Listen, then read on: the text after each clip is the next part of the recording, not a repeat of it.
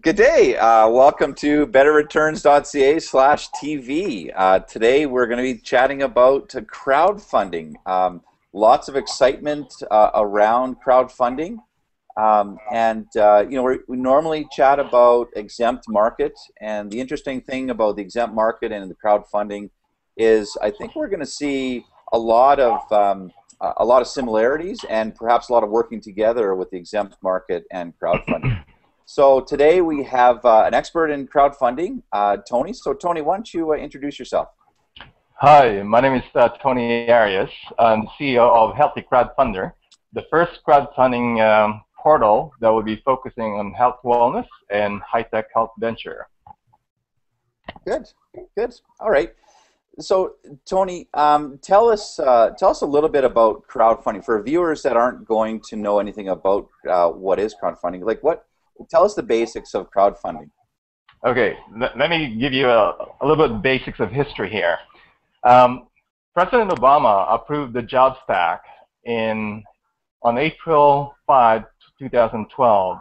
And what he did is he effectively approved the law for crowdfunding, which is supposed to take place or take effect if the SEC is ready by January 2013. So why the SEC is because this would involve equity-based crowdfunding. It would involve issuing shares. Entrepreneurs, the intention is to give entrepreneurs easier access to capital by reaching out to the retail investors. And when we talk about retail investors, that means they're not accredited, they're not high net worth, and some of them may not necessarily be professionally in tune or educated into the particular industry they might want to invest. So there's lots of risk involved here. And I would say the SEC is quite busy trying to make sure that investors are protected first. But we in the merchant banking business, it's also our job to protect investors by making sure we train or educate the entrepreneurs on the right things to do on corporate governance, and the same thing with the investors.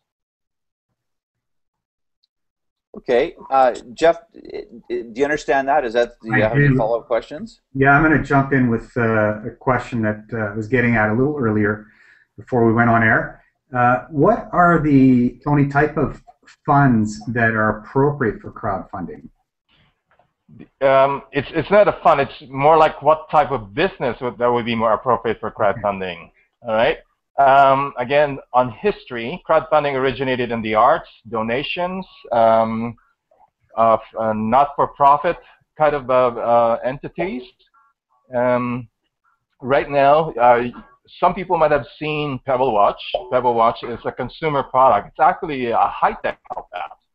So crowdfunding will be effective for consumer products, something that's tangible, something that people can see and feel, touch, right? I don't think it would apply to junior mining. Although I tried it with junior mining, I think it would be applicable for small-scale mining, where people can actually see gold coming out of the ground or being processed in the mill. So it has to be tangible, and it could be something that's meaningful to the community. Okay. Yeah, and one of the companies that is fairly involved in this down in the States is a company called Kickstarter, and as Tony mentioned, Kickstarter really came out of the idea of somebody having an idea on a film or a book or some sort of creative art, and they would look for investors to put this together. And I remember listening to the founder of Kickstarter. He said, back in Mozart's age, that's what they did. Mozart would talk about this idea to the audience, and the audience would put some money in to pre-fund the ultimate deal, and in exchange for putting money in, they would be recognized as a founder, or as they would get a signed copy from Mozart or what have you. And so in Kickstarter, that's where it really started. But with a lot of technology, it's evolved to a point where, as Tony mentioned, there's technology like, excuse me, like watches or 3D printers or anything else, where if you put money in, they promise to, you can be one of the first people to own this thing. You can get a signed copy. You get a T-shirt that says you're a founder. Lots of different ideas. And what's really what's evolved even further is the fact that now these entrepreneurs don't want to give just a signed T-shirt. They want to give equity. They want to give participation in the company profits. And there's the issue. The issue there is all of a sudden now you're talking about a security or a stock or a bond, and now you're in the securities realm, and that's the big issue with the regulators, both the SEC and all the regulators up here in Canada. So that's there's some exciting things. Crowdfunding has a lot of opportunity, but it still has some hurdles to jump over, specifically regarding the securities issues. Right. Could I comment on your comment, Marty? Yeah. That's why we encourage people to go to Healthy Crowdfunder, www.healthycrowdfunder.com. And what we did was we are giving a checklist for entrepreneurs and a checklist for investors, right? I've seen, or I've written on one of my blogs, it takes a long time for us professional finance managers to operate, say, a portfolio and still be 100% great in performance. When you're investing in securities about a company, you're actually investing in a business, and there's so many factors that are uncontrollable to make a business succeed, right? So it's quite important that I would only encourage investors to invest in businesses that they are more familiar with. This is not a Russian roulette or a place to gamble their money as well. And the SEC are concerned about fraud. I am more concerned about business failure. And I'm more concerned about investors not educated enough to go into a business or invest in a business they don't know anything about, right? So that's my only point. Tony, I raise capital for real estate investments anywhere from, and they might be smaller on your scale, but anywhere from 50,000 up to 5 million. And they are hard assets, real estate, conservative financing. Would crowdfunding be appropriate for a raise like that? On my first gut instinct, it'll be difficult. I'm sorry to say this, but I don't see anything that's unusual about real estate that present financing mechanism will not be able to do. If you have something interesting, well, like I said, with Healthy Crowdfunder, we're focused on health, wellness, and high-tech health. If there's going to be a health spin or a health twist, maybe we could look into it. But we're very, very vertically oriented. We're not like any Kickstarter or Indiegogo. We're focused mainly on health wellness. Right? Yeah, and I think just a comment though, Jeff. I think your question was more so not directed specifically at Healthy Crowdfunder, but crowdfunding in general. Is that correct? That was my question. But, okay. Yeah, and real estate is not a consumable. Real estate is more a long-term hard asset. If people would like to invest in real estate, I would recommend them to go, if it's a commercial or residential, to go to the specific location of the real estate and assess whether it's worth investing in it, right? You guys from Calgary or oil and gas town, the value of real estate there is different from the value of real estate in, say, Detroit or auto town. Yeah. Yeah. No, I never want to be accused of being from Calgary, but given that we're from Edmonton. But Tony, one of the things that you had asked, or you mentioned, is the investor needs to have some sort of understanding in the investment. Right. But I'm assuming the retail investors that go into your specific niche, the health niche, they're not gonna be doctors, or some of them aren't going to be doctors, some of them aren't going to be nurses, some of them may be mechanics or lawyers or what have you. So, so are you saying that really only people in the health industry should be invested in with Healthy Crowdfunder? And then as a bigger question, then for other niches, if a crowdfunder has a niche in, in mechanics, like would that mean that only mechanics should invest in that? Okay, I'm going to spill a little bit of our strategy, and it will be different. Really, although we're going to be in crowdfunding, I'm going to be reaching out to fellow accredited investors first, the angel investors, the funds, and in fact, we're planning to set up a fund. And when we do invest in a particular venture, we will actually do the due diligence ourselves.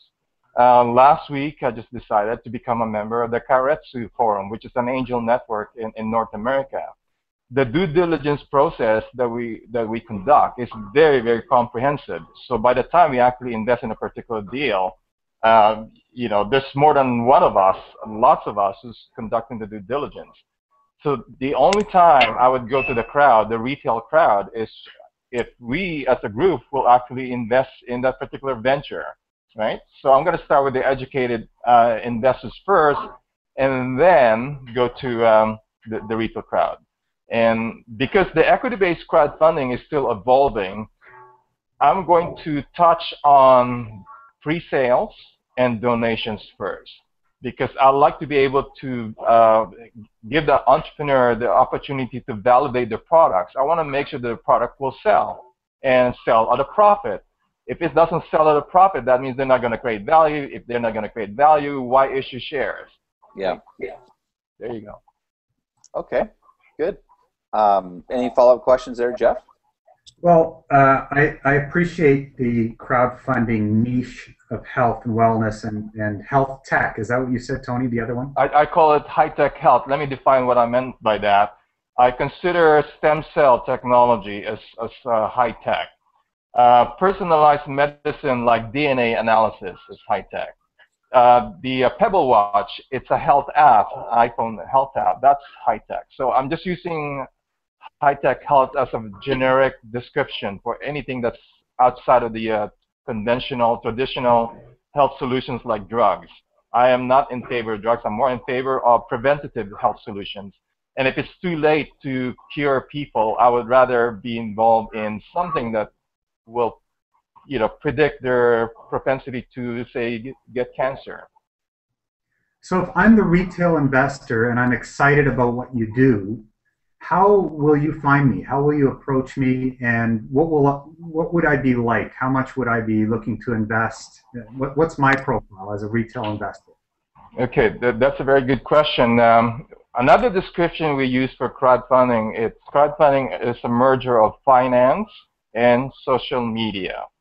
Okay, so every entrepreneur that we will sponsor, we would like to ensure that they are building their fan base of investors. And just like the traditional way, you start with your friends and family, and then from there, your friends and family connect with other people in their network, right? So the portal is the platform that we are going to broadcast. Let's just take this as an example of the entrepreneur. We will broadcast your business on the platform, and you will give your, say, 2-minute speech or pitch, and then from there, you should be able to say something that's unique about your product. It's almost like, when you're running for president, you got a campaign, and you got to prove to people that you have something of value to deliver. Make sense? Yeah. Yeah, and maybe a follow-up to that, Jeff. A lot of the, for example, the Jobs Act, there's a lot of restrictions. You can't go and ask, anybody can't just go ask for, $100,000 on a $20 million snake oil investment. So that's one of the issues, because you've got to balance between fostering the capital initiatives and encouraging more capital into entrepreneurs and creating jobs, and then you got to balance out with protecting investors from unscrupulous, people that are just looking to get money. And so what the crowdfunding is doing is they're saying, okay, we're going to cap you And some numbers that are being thrown out, let's just give an example. An investor can put a maximum, let's say $1,000 into this investment if you're not qualified as an accredited or eligible investor. And then on the maximum offering, you can, let's just use a hypothetical example, you can put in $1 million total into the offering. So, you know, that means that you have these multiple $1,000 investors putting upwards to and totaling $1 million into the offering. And what that you can see, you know, I guess the idea is that everybody can afford to lose $1,000, so we're not going to place as many restrictions on the investments and on the entrepreneurs. So. Actually, what I'm suggesting to investors are not to put more than 5%, between 5 to 10% of their portfolio on any risk, right? And you know, if they would like to invest in the health industry, they should also diversify and invest in other industries. Which reminds me, that's the other reason with Health to Crowdfunder, we're setting up a fund, because even us as investors, we're also going to minimize our risk by investing in a portfolio of different businesses in the health space. Okay. Okay. Just a couple other questions here, Tony. You know, we've talked a little bit about what it is. Who do you think benefits from crowdfunding in general? Who benefits and how do they benefit? Okay, let's talk business. And I keep telling the CEOs or entrepreneurs out there, we're only in business if we are providing something of value to our customers. In the health space, everybody knows the rising healthcare costs in North America, especially in the U.S. The obesity is just rampant. When people are obese, they have a potential to get type 2 diabetes, heart attack, stroke, the whole works, kidney failure, right? So the healthcare system will benefit. People will benefit because, you know, it means changing the lifestyle. And I'm sorry for the drug companies, they are not going to benefit if people are well to begin with, if they don't get sick to begin with. Right? So, and oh, I forgot to mention the entrepreneurs. Of course, they will benefit because if they get involved in something that will create value for their customers, obviously their investors will also make money by investing in their shares. But it is a long process. Okay. Okay. Jeff, any follow-up questions there? Yeah, Tony may have answered this before. I may have missed it. But why in health, I love that you have a niche and that it's something that attracts people and it's doing something that's good and they're investing in it. And I gather from Marty's comments that it's smaller investors with up to $1,000. Is that correct so far? Yeah, I mean, there's different ideas out there, but that's a fairly common idea where you have you know, you have smaller investors to protect the amount of capital that's at risk. So Tony, my question, I guess, would be, you could go to traditional sources. In fact, you've already said you start there, and then you're giving an opportunity for the general public to come in and have a little piece of it and see where that goes and to be behind something that's good. Is that what it is? And it's just like, it seems to me to raise the kind of money you would need for any venture in such small increments must be very difficult. But well, you've also talked about the social media aspect of it. So is that kind of the... I don't want to preclude people who would like to invest the smaller amounts. What I would rather ask investors, whether they're accredited or retail, they should follow a very strict investment formula. Like I said, I don't want people to invest more than between 5 to 10% on any particular risks, right? And the first thing, of course, they have to be familiar with the industry, because each industry have their own unique risks in themselves, right? Okay, good. So, Tony, if people wanted to get further information about what you're doing, how would they contact you? Well, the best thing is we have blogs. It's called healthycrowdfunder.wordpress.com. There's also on Facebook, we have www.facebook.com, healthy.crowdfunder, and we just launched a landing page. The landing page is just a one-page section of our portal that's being developed right now. And from there, you could see or you could download the checklist if you're an entrepreneur. And if you're an investor, please download the investor checklist as well.